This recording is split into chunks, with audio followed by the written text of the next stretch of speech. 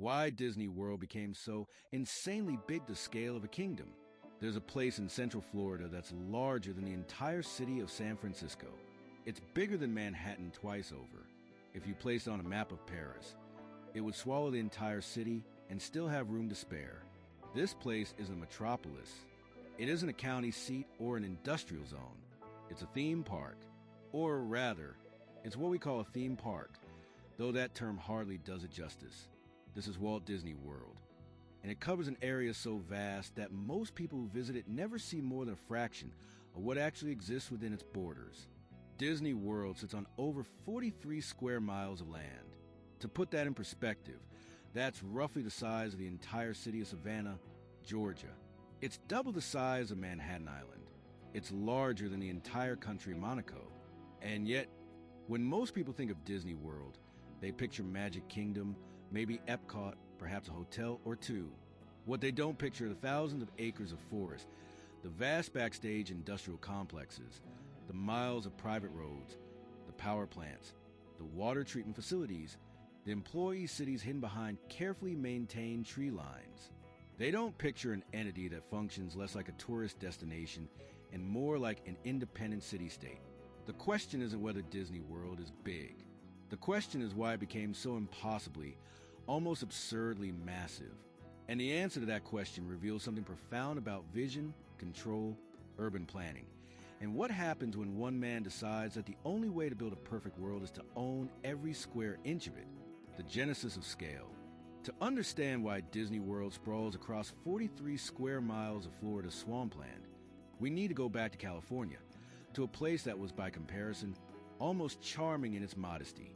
Disneyland opened in Anaheim, California, in 1955 on a modest 160 acres. Walt Disney had poured his heart and his fortune into it, and it was an immediate success. Families came by the thousands, then by the millions. Disneyland proved that themed entertainment could work on an unprecedented scale. But success brought problems that Walt Disney hadn't anticipated. The issue wasn't inside the park. Inside the gates, Disney had complete control. Every building, every plant, every trash can was exactly where he wanted it. The magic was protected and maintained. But beyond the berm that surrounded Disneyland, chaos erupted. Entrepreneurs, sensing opportunity, bought up every available parcel of land around the park. Cheap motels sprang up like weeds. Garish signs competed for attention. Gas stations, souvenir shops, and fast food joints crowded the approaches to the park. The area around Disneyland became a textbook example of unplanned commercial sprawl, and there was nothing Disney could do about it. He owned his 160 acres, but he didn't own the city around it. He couldn't control what visitors saw as they approached his park. He couldn't control the experience before they arrived or after they left. This lack of control gnawed at Walt Disney. He was a man who believed in total creative authority, in the importance of every detail. The idea that someone could stay in a shabby motel with a flickering neon sign and still associate that experience with Disney was intolerable to him. And so, as Disneyland thrived through the late 1950s and into the 1960s, Disney began to think about what a second park might look like. But this time, he wouldn't just build a park. He would build a world. And to build a world, he would need land, not 160 acres, not even 1,000 acres. He would need enough land to ensure that no one could ever build anything near his creation that he didn't want there. He would need enough land to control the entire experience, from the moment guests arrived until the moment they left. He would need enough land to build not just attractions, but infrastructure, not just hotels, but communities, not just a park, but a vision of the future itself. Walt Disney began looking at Florida, the secret acquisition. In the early 1960s, Walt Disney and a small team of trusted executives began quietly exploring Central Florida. They weren't looking for beachfront property or developed land. They were looking for something most people considered worthless: vast stretches of swamp and scrubland southwest of Orlando. At the time, Orlando was not the tourism capital it would become. It was a modest city, known more for its citrus industry than for anything else. The land Disney was eyeing was remote, marshy, infested with mosquitoes, and largely ignored by developers. It was perfect, but Disney had learned from the Anaheim experience. If word got out that Walt Disney was buying land in Florida, prices would skyrocket overnight. Speculators would rush in. The whole plan would collapse. So, Disney did something extraordinary. He created a network of shell companies with innocuous names: Latin American Development and Management Corporation, I-4 Corporation, Tomahawk Properties, Reedy Creek Ranch Corporation. These companies had no obvious connection to Disney. They were registered to law offices and run by intermediaries, and they began buying land. Between 1964 and 1965, these shell companies purchased tract after tract of Central Florida land at prices that range from $180 an acre to over $1,000 an acre, depending on the parcel. But because the purchases were fragmented across multiple companies and spread over time, no one realized what was happening. Local landowners sold their property to what they thought were independent buyers, never suspecting they were all part of the same grand plan. By the time the truth came out in 1965, Disney had quietly assembled over 27,000 acres. That's 43 square miles. The secrecy had worked. But even more remarkably, the scale had worked. Disney now owned enough land to ensure that no one could ever build near his park without his permission. He owned the roads that led to his property. He owned the land on every side. He had, in effect, purchased sovereignty. The scale wasn't accidental. Disney had calculated exactly how much land he would need, not just for theme parks, but for everything that would support them. He needed space for hotels that could house tens of thousands of guests. He needed space for employee facilities, for parking, for warehouses and workshops. He needed space for utilities, power generation, water treatment, waste management. He needed space for transportation infrastructure, roads, monorails, eventually even an airport. And perhaps most importantly, he needed buffer zones. He needed vast stretches of undeveloped land between his parks and the outside world, land that would remain forest or conservation area, ensuring that guests would never see anything that broke the illusion. The land itself was the foundation of control, building a city in a swamp. Owning the land was one thing. Making it usable was something else entirely. The Central Florida property Disney had acquired was mostly wetlands. Much of it was underwater for parts of the year. It was home to alligators, snakes, and clouds of mosquitoes. There were no roads, no utilities, no infrastructure of any kind. In many ways, what Disney had purchased wasn't land in any conventional sense. It was a vast, soggy wilderness that would require one of the largest private construction projects in American history just to become buildable. The first challenge was water. Not too little of it, but too much. The property sat in a massive floodplain, and Florida's heavy rains meant that water management would be critical. Disney's engineers designed an elaborate system of canals and drainage that would redirect and control water flow across the entire property. They built the famous Seven Seas Lagoon and Bay Lake, not just as scenic features, but as functional reservoirs that could absorb excess water during storms. The earth excavated from these lakes was used to raise the elevation of the land where the parks and hotels would be built. It was a massive feat of civil engineering, moving millions of cubic yards of earth and water to transform swampland into stable ground. Then came the question of infrastructure. Disney World would need roads, but not just for cars. It would need service roads for deliveries, employee access roads hidden from public view, and tunnels beneath the parks themselves. Magic Kingdom, the first park to be built, was actually constructed on the second story.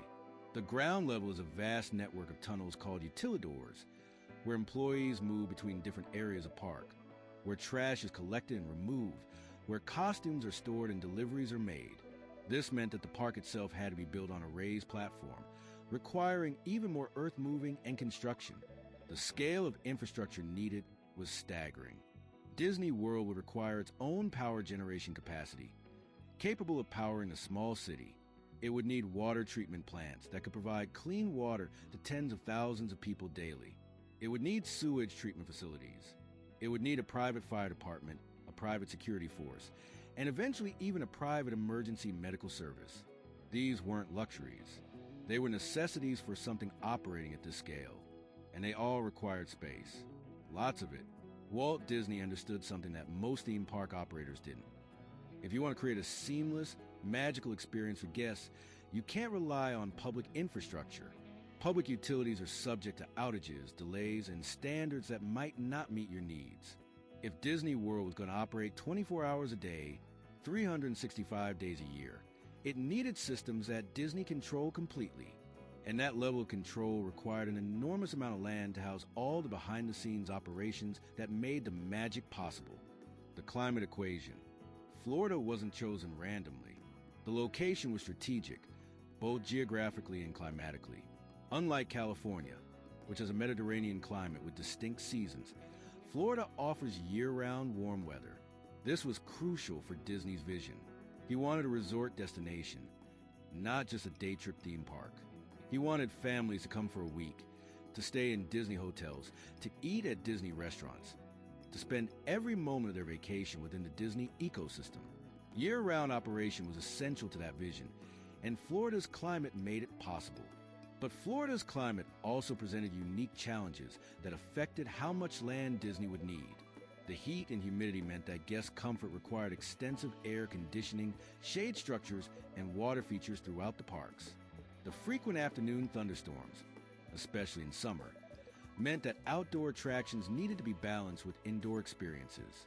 The hurricane risk meant that buildings needed to be constructed to withstand extreme weather, and that emergency procedures needed to be robust. All of this added complexity and required more space than a comparable facility in a more temperate climate. The swampy terrain, while initially a challenge, actually provided certain advantages once it was properly managed. The network of lakes and waterways that Disney's engineers created served multiple purposes. They helped with drainage, certainly, but they also became transportation corridors for boats and ferries, scenic amenities for hotels and parks, and recreational spaces for guests. The water also helped moderate temperatures slightly and provided humidity control. What started as a liability became an asset, but only because Disney had enough land to engineer a comprehensive water management system. The vegetation of Central Florida also played a role in Disney's thinking. The region's fast-growing plants and trees meant that buffer zones could be thickly forested, creating natural barriers between developed areas.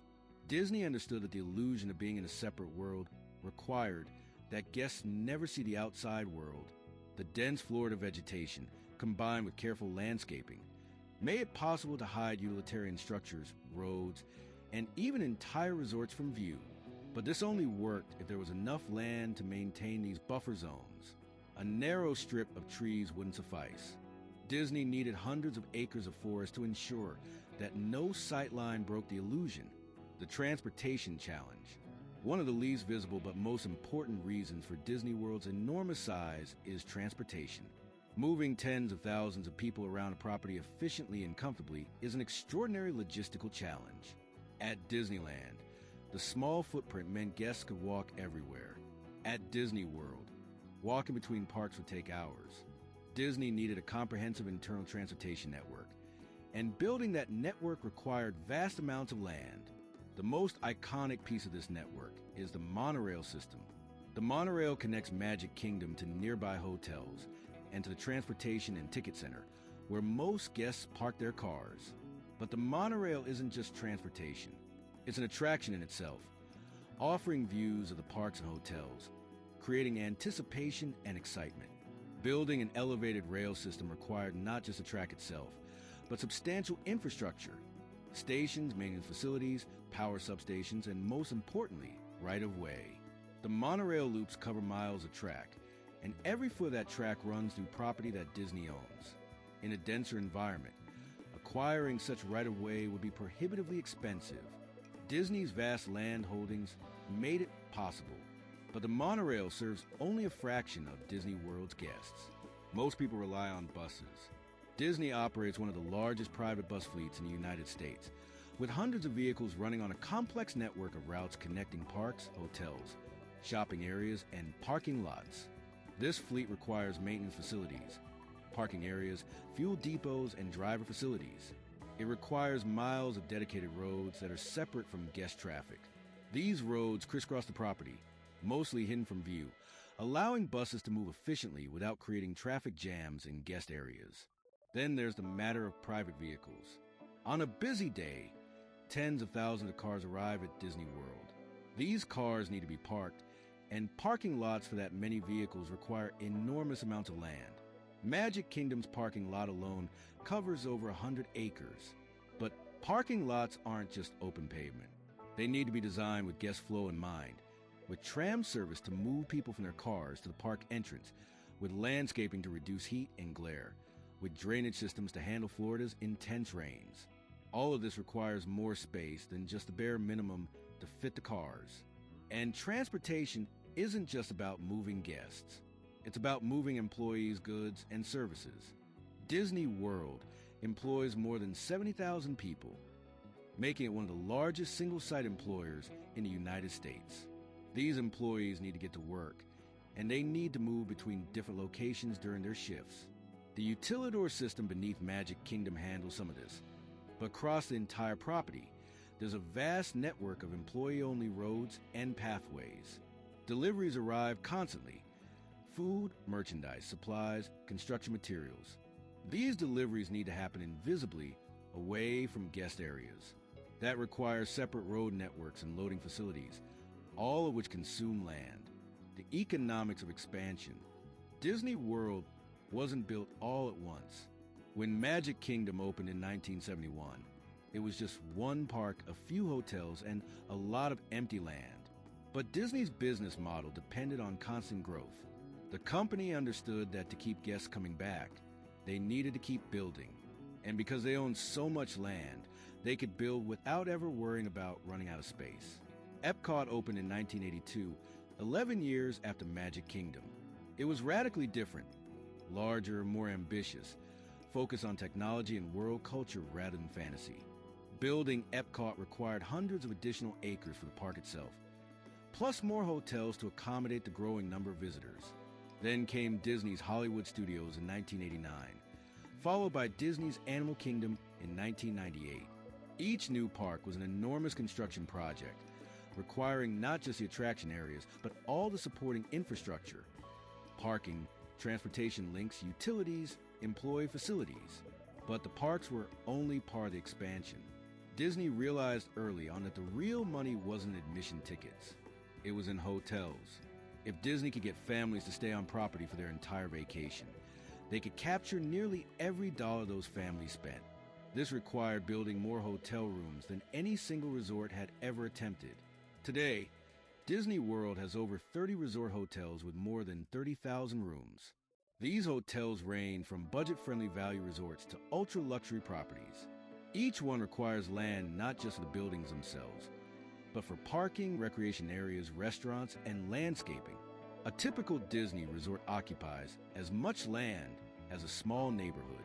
The scale of hotel development was only possible because Disney owns so much land. In a more constrained environment, building this many hotel rooms would have required negotiating with dozens of different property owners, dealing with zoning restrictions, and competing with other developers. Disney's vast land holdings meant they could plan their hotel development strategically, placing resorts where they made the most sense for guest experience and operational efficiency, without ever worrying about whether land was available. Shopping and dining represented another avenue for expansion. Disney built Downtown Disney, later rebranded as Disney Springs, a massive shopping and entertainment complex that covers over 100 acres. Unlike traditional malls, Disney Springs was designed to feel like a charming waterfront town, with promenades, gardens, and water features. Creating that illusion required far more land than the stores and restaurants actually needed. But the extra space was essential to the experience, and Disney had plenty of land to spare. The economic model that emerged was remarkably effective. Disney World became a closed-loop vacation destination. Families could arrive at Orlando International Airport, take Disney's Magical Express bus service directly to their Disney hotel, and never leave Disney property for an entire week. They would eat at Disney restaurants, shop at Disney stores, swim in Disney pools, and visit Disney parks. Every dollar they spent stayed within the Disney ecosystem. This model generated enormous revenue, but only worked because Disney had enough land to build a completely self-contained vacation destination. If guests needed to leave the property for meals or shopping or entertainment, the illusion would break and the economic model would fail. The government would then Perhaps the most remarkable aspect of Disney World's size and scope is a political arrangement that made it possible. In 1967, the Florida legislature passed a law creating the Reedy Creek Improvement District, a special district that gave Disney extraordinary powers of self-governance. This wasn't unprecedented. Florida had created improvement districts before to help develop undeveloped areas, but the powers granted to Reedy Creek were unusually broad. In effect, Disney was allowed to function as its own county government. The Reedy Creek Improvement District had the authority to build roads, lay sewer lines, construct power plants, establish building codes, and provide police and fire services. It could issue bonds to finance construction. It could regulate land use within its borders. In almost every meaningful way, Reedy Creek operated like a municipal government, except that it was controlled entirely by Disney. This arrangement meant that Disney didn't have to negotiate with Orange or Osceola County for permits or infrastructure improvements. Disney didn't have to wait for county planners to approve their projects or for county contractors to build roads. Disney controlled all of it. This level of control was essential to Disney's vision, but it also required an enormous amount of land to make sense. If Disney had owned only a few hundred acres, giving them this much governmental authority would have been absurd and probably illegal. But because Disney World covered 43 square miles and would become home to thousands of residents and workers, the arrangement could be justified as necessary for proper development and governance. The size of the property made the political arrangement possible, and the political arrangement made the scale of development possible. The two reinforced each other. For decades, this arrangement worked smoothly. Disney maintained their property to extraordinarily high standards. The roads were better paved than county roads. The utilities were more reliable than public utilities. The fire department response times were faster than county averages. Disney's self-governance wasn't theoretical. It was practical and effective. And it was all built on the foundation of those 43 square miles. In 2023, the arrangement changed. Florida dissolved the Reedy Creek Improvement District and replaced it with a state-controlled district following political disputes. The long-term implications of this change remain to be seen, but the fact that such a unique governmental structure existed for over half a century speaks to the extraordinary nature of Disney World's scale and ambition, the architecture of illusion. There's a reason Walt Disney World never feels crowded, even when it's packed with 100,000 visitors. There's a reason you never see backstage areas, delivery trucks, or trash collection. There's a reason every sightline is carefully controlled, every vista carefully planned. And that reason is space. Enormous amounts of space. The parks themselves cover only a small fraction of Disney's total land. Magic Kingdom, the most visited theme park in the world, occupies about 107 acres. That's significant, but it's less than 0.5% of Disney's total property. Where's the rest? Much of it is buffer, empty land that exists solely to ensure that when you're in Magic Kingdom, you can't see anything that isn't Magic Kingdom. When you stand in Frontierland, you don't see hotels or parking lots or highways. You see only the carefully constructed frontier town and the dense forest beyond. That forest isn't natural. It's maintained by Disney to create the illusion of isolation. This principle extends throughout the property. The hotels are spaced far enough apart that each one feels like its own destination. When you're staying at the Polynesian Resort, you don't see the contemporary resort next door, even though it's less than a mile away. Vegetation, topography, and strategic placement ensure that each resort maintains its distinct theme without visual interference from neighboring properties. The backstage areas are even more carefully hidden. Every Disney park has a front-of-house area that guests see and a vast backstage area that they don't. In backstage areas, the illusion drops. There are warehouses filled with merchandise, workshops where attractions are repaired, cafeterias where employees eat lunch, costume facilities where thousands of outfits are cleaned and maintained daily. These areas are essential to operations, but they're completely hidden from guest view. Creating the separation requires extensive land for buffer zones and carefully planned routing of service roads. The utilidor system beneath Magic Kingdom is perhaps the most famous example of Disney's commitment to hiding the operational aspects of the park. These tunnels allow employees to move between different themed areas without breaking character. A person working in Tomorrowland doesn't have to walk through Frontierland in a futuristic costume to get to their location.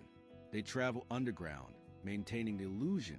But building an entire park on the second story to accommodate ground-level tunnels is extraordinarily expensive and space-intensive.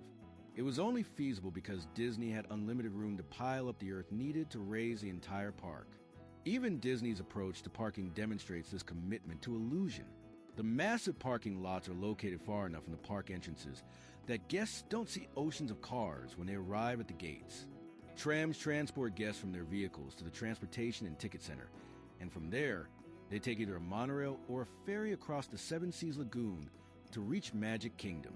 This journey takes 15 to 20 minutes longer than it would if the parking lot were directly adjacent to the park entrance. But those extra minutes are crucial. They allow guests to transition mentally from the ordinary world to the Magic Kingdom. And they're only possible because Disney has enough land to separate parking from parks by over a mile of water. The scale today, DisneyWorld today is almost unrecognizable from the modest resort that opened in 1971. What began as one theme park and a handful of hotels has grown into a destination with 4 major theme parks, 2 water parks, over 30 hotels, a shopping and entertainment district, multiple golf courses, a sports complex, and vast areas still undeveloped or used for conservation. The property employs more than 70,000 people and attracts roughly 60 million visitors per year. It generates billions of dollars in annual revenue and has become the economic engine of Central Florida. The 4 theme parks alone cover over 1,000 acres. Magic Kingdom remains a crown jewel, but Epcot, Hollywood Studios, and Animal Kingdom each offer distinct experiences. Animal Kingdom, the largest of the parks, sprawls across more than 500 acres, making it roughly the size of the entire original Disneyland resort in California. Much of that space is dedicated to Kilimanjaro Safari's attraction, where guests ride through recreated African savanna habitats populated by real animals. Creating these habitats required enormous amounts of land that Disney had available because of the foresight of those original 43 square mile purchase. The hotel development has been equally dramatic. Disney's hotels range from the budget-friendly all-star resorts to the ultra-luxury Grand Floridian. Some hotels, like the Polynesian and Contemporary, have been there since the beginning. Others, like the Animal Kingdom Lodge and the Riviera Resort, are recent additions. Each one represents a substantial investment in land development, with the larger resorts covering as much as 100 acres or more when you include parking, recreation areas, and landscaping. The transportation network has expanded to match the property's growth. In addition to the monorail and buses, Disney added the Skyliner, a gondola system that connects several hotels to Epcot and Hollywood Studios. Like the monorail before it, the Skyliner required substantial land for right-of-way, stations, and maintenance facilities. The system covers several miles of cable and carries thousands of guests per hour. Building it was only possible because Disney owned all the land beneath the cables. But perhaps the most interesting aspect of Disney World today is what hasn't been developed. Roughly half of Disney's 43 square miles remains undeveloped. Some of this land is conservation area, protected wetlands and forests that Disney maintains as part of environmental agreements. Some of it is buffer zone, empty land that serves no purpose except to separate developed areas from the outside world. And some of it is simply land held in reserve, space that Disney might develop in the future or might choose to leave empty. This undeveloped land is, in many ways, the most valuable part of property because it represents potential, flexibility, and continued control. Lessons in scale and control. Disney World represents something larger than a theme park or even a resort destination. It represents a particular vision of how space can be organized and controlled to create an experience. Walt Disney famously said that Disneyland would never be complete, that it would keep growing as long as there was imagination left in the world. Disney World has fulfilled that vision in ways that Disneyland never could, precisely because of scale. The 43 square miles weren't just about building bigger or building more. They were about building better. They were about having the space to separate the magical from the mundane, to hide what needed to be hidden and showcase what needed to be seen. They were about having the space to build infrastructure that could support an operation of unprecedented complexity. They were about having the space to maintain control, to ensure that every aspect of the guest experience was shaped by Disney's vision rather than by outside forces. But Disney World also teaches us something about the limits of control and the cost of scale. Creating a self-contained world requires enormous resources, both financial and environmental. It requires vast amounts of land that might otherwise be used for housing, agriculture, or conservation. It requires complex political arrangements that concentrate power in unusual ways. And it requires constant maintenance and investment to sustain the illusion. Disney World succeeds because Disney commits billions of dollars per year to keeping it running. A less wealthy entity attempting something similar would likely fail. The scale of Disney World has also created challenges that Walt Disney never anticipated. As the property has grown, the distance between different areas has increased, making transportation more complex and time-consuming. A family staying at a hotel on the southern edge of the property might spend an hour traveling to Magic Kingdom on the northern edge. The sheer number of options can be overwhelming, with guests needing to plan their days, weeks in advance to secure dining reservations and attraction access. The magic comes with logistics, and the logistics can sometimes overwhelm the magic. There's also something slightly unsettling about Disney World scale when you really think about it. This is a place where a private corporation functions as a government, where tens of thousands of people live and work under rules set not by elected representatives, but by a company's board of directors. It's a place where the environment is so thoroughly controlled that nothing natural is ever quite natural, where every tree and rock and water feature has been placed deliberately to create an effect. It's a place that represents, in many ways, the ultimate realization of 20th century American corporate power, the ability to purchase sovereignty, to build a private kingdom, to create a world where every detail serves the interests of a single vision, the enduring vision. More than 50 years after Walt Disney World opened, its scale still astonishes. Standing at the edge of the Seven Seas Lagoon, watching the ferries glide across the water toward Magic Kingdom, it's easy to forget that everything you're seeing was built, planned, and maintained by human hands. The forest in the distance isn't primeval wilderness. It's carefully managed vegetation that exists to block your view of highways and hotels. The lake you're crossing isn't a natural feature. It's a man-made reservoir excavated for drainage and transportation. The castle rising in the distance isn't a historic monument. It's a steel frame covered in fiberglass and paint, built in 1971 and maintained with meticulous care ever since. But none of that makes the experience less powerful. If anything, it makes it more remarkable. Disney World is a testament to what's possible when vision, resources, and determination align. It's proof that humans can reshape entire landscapes, can create environments that feel complete and coherent and separate from the ordinary world. It demonstrates that experience design, when executed at the highest level, requires not just creativity but also space, infrastructure, and control. The size of Disney World isn't an accident or an extravagance. It's the foundation that makes everything else possible. Without those 43 square miles, there would be no buffer zones to maintain illusion. There would be no space for comprehensive transportation networks. There would be no room for the backstage facilities that keep everything running. There would be no land for continued expansion and evolution. Disney World is big because it has to be big, because the vision it embodies requires nothing less than complete environmental control at an enormous scale. As we move further into the 21st century, Disney World stands as a fascinating artifact amid 20th century optimism and ambition. It represents a moment when it was still possible to imagine that with enough land and enough money, you could build a perfect world, a place where nothing was left to chance, where every detail supported a singular vision. Whether that's inspiring or troubling probably depends on your perspective. But either way, it's undeniably impressive. The next time you visit Disney World or see images of it or hear about it, take a moment to think beyond the attractions and the characters and the entertainment. Think about the land. Think about those 43 square miles of Central Florida that were transformed from worthless swamp into one of the most visited destinations on Earth. Think about the roads you never see, the tunnels beneath your feet, the forests maintained as buffers, the power plants and water treatment facilities, and warehouses and workshops that make the magic possible. Think about the sheer audacity of buying enough land to function as your own government, to build your own city, to create your own world. Disney World is many things: a vacation destination, a cultural icon, a business empire, a feat of engineering.